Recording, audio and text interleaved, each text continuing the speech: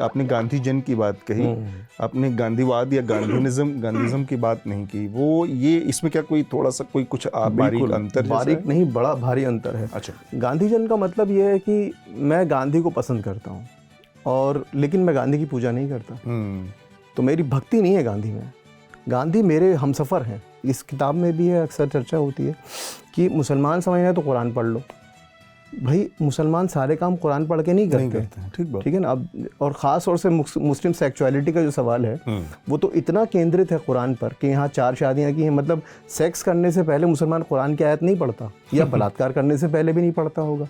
तो ये हमारी जो आधुनिक शिक्षा है उसने हमें जिस तरह से हिंदू मुसलमान का चश्मा दिया है, मैं हमेशा जो मुस्लिम नेस है उसको, उसके दो मुझे लगता है कि 2 कैरेक्टरिस्टिक्स हैं जी, 2 उसकी विशेषताएं हैं। एक मुस्लिम नेस होती है विमर्श के स्तर पर, जहाँ मुसलमान दरअसल दाढ़ी टोपी ये वो उस तरह से मिलता है। हाँ।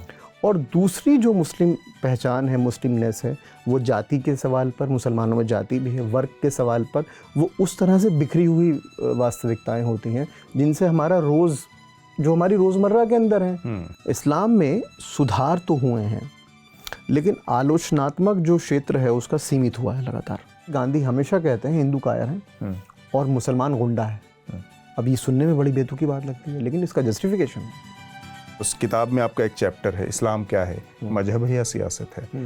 अब ये दोनों चीज़ें आज हम देख रहे हैं कि जो सत्ता है हमारी भारतीय जनता पार्टी या जो राष्ट्रीय स्वयंसेवक संघ है, उसका सारा प्रयास है कि जो राजनीति है हमारी वो धर्म से पूरी तरह निर्धारित हो या धर्म ही राजनीति है, ये बात कही जा रही है। आपने इसमें इस्लाम के नज़रिए से एक एनकाउंटर किया है, एक उसको व्याख्या करने की कोशिश की। इसको थोड़ा सा समझाएं कि और साथ में मैं एक डिस्क्लेमर ये लाइन भी डालना चाहता हूँ, क्या हिंदुइज्म में ये अभी न्यू फिनोमेना के तौर पर हम देख रहे हैं या ये सतत हिंदुइज्म में भी उसी तरह से है जैसे इस्लाम के बारे में हम मानते हैं कि बहुत शुरू से इसमें ये चीज़, इस चीज़ का घालमेल सही शब्द हो गया, नहीं मेल मिलाप सही शब्द हो शायद उसके लिए, जो भी ये इस पर बड़ा महत्वपूर्ण सवाल है ये। लेकिन इससे पहले इसमें एक जो इसका पक्ष अवधारणात्मक है उस पर मैं थोड़ा 2 मिनट में बात करना चाहूँगा। हाँ। वो ये है कि ये पूरी जो परिकल्पना है हमारी कि धर्म और राजनीति 2 अलग अलग चीज़ें हैं, ये आधुनिक परिकल्पना है और हमारी ज़िंदगी के अंदर ऐसा होता नहीं है। जैसे ही हम बाहर अगर हम चाहें तो संकुचित कर सकते हैं राज्य और राजनीति के मायने, अगर हम बहुत संकुचित कर दें तो वो संसद और वोट डालने तक सीमित हो जाएंगे। लेकिन राजनीति तो बहुत बड़ी चीज़ है और राजनीति बुरी चीज़ भी नहीं है। हाँ। आमतौर पे देखा ये गया है कि राजनीति के नाम पर जो चीज़ें की जाती हैं वो तकरीबन वो जिसे कहा जाए कि उनमें एक नैतिकता का अभाव होता है। अनैतिक चीज़ों को आप राजनीति कह के चुप हो जाते हैं जबकि वो होती हैं अनैतिक हैं। तो यहाँ पर धर्म से जो मतलब है, इसीलिए गांधी बार बार मेरे लिए बड़ा ये हो जाते हैं। जैसे गांधी जो हैं वो एक जगह पर कहते हैं कि हमारा समाज की सबसे बड़ी खूबी क्या है, भारतीय समाज की, वो ये है कि यहाँ पर 2 ऐसी जो सभ्यताएं हैं जो फली फूली हैं जिनमें कि मूल तौर पे एक बड़ा बुनियादी अर्थ, एक अंतर है।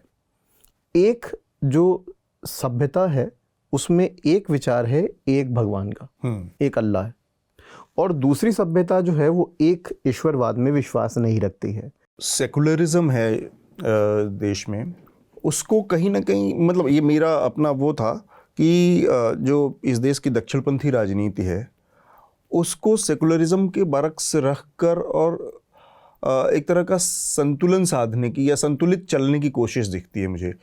ये ऐसा क्यों, कोई सेंस था, कहीं दिमाग में चल रही थी बात कि ऐसा ना हो कि कोई कहीं बैकलैश जैसा हो सकता है अगर हम केवल एक तरफा अपनी बात कहें या केवल हम एक समूह को टारगेट करके और उसके ऊपर अपनी बात रखें। बहुत बहुत ईमानदाराना सवाल है ये और किसी भी ईमानदार पाठक के मन में आएगा। और इसका भी मैं 2 स्तर पर जवाब देना चाहूँगा। पहला स्तर का जो जवाब है वो ये है कि जिस तरह का हमारा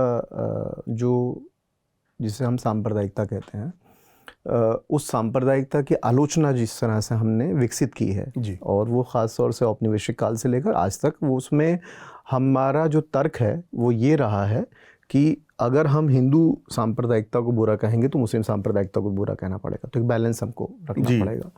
90 के दशक में जैसे ही जो सेकुलर शब्द लोकप्रिय होना शुरू हुआ तो हमने कहीं एक और ख़ास तौर से हमारे संस्थान में जितने भी विद्वान थे, आशीष नंदी विशेषकर जी, तो वो एक और तर्क विकसित करते हैं कि कहीं सेकुलरिज्म के साथ में भी कोई दिक्कत है, उसके साथ में भी कहीं पर कोई परेशानी है। तो ये बड़ा ईमानदाराना सवाल है, लेकिन उसको सेकुलर कहना चाहिए या नहीं कहना चाहिए, हम सब मिलकर साथ रहें, जिसे अंग्रेज़ी में कहा जाता है लिविंग टुगेदर सेपरेटली। जी, ये एक एटीट्यूड है और हमारे अधिकतर सर्वेक्षण, हमारी जितने भी जो हमारे शोध हैं उनमें ये बराबर, और आज भी ये बराबर आ रही है बात जी, कि मैं आपके अंदर नहीं जाऊंगा, आप मेरे अंदर नहीं जाएंगे, लेकिन हम नफरत नहीं करेंगे। मुझे आपकी इज्जत करनी है, आपको मेरी इज्जत करनी है। ये जो एटीट्यूड है इसको हमने कई बार सेकुलरिज्म कह दिया है। इसलिए ये हमारी जो मान्यताएं हैं ये कहीं ना कहीं पर बहुत अभी नज़दीक की मान्यताएं हैं। इनका अपना एक इतिहास है और वो इतिहास बहुत पुराना नहीं है। जैसे 5 पिलर्स ऑफ इस्लाम कहा जाता है कि इस्लाम की 5 बुनियादी हैं अभी, हाँ, नमाज, ज़कात वगैरह। और ये जाहिर सी बात है ये चीज़ें रही हैं, कुरान में हैं, इससे कोई इनकार नहीं कर सकता। लेकिन जिस तरह से जिस बेलौच तरीक़े से इनको हमें परोसा गया है वो बड़ा आधुनिक है, ठीक है।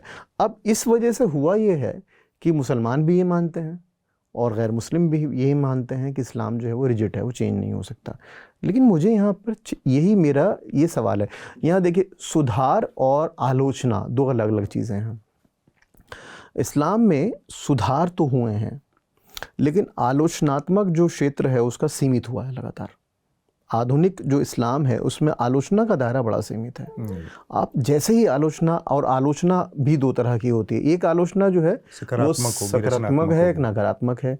तो सलमान रश्दी टाइप की जो आलोचना है वो नकारात्मक आलोचना है, जिसमें कि आप किसी को कह रहे हैं जैसा भी हो सकता है, हाँ, बस आप उसको कह रहे हैं कि आप खराब हैं। लेकिन सकारात्मक आलोचना जो है, नकारात्मक आलोचना ज़्यादा हुई है।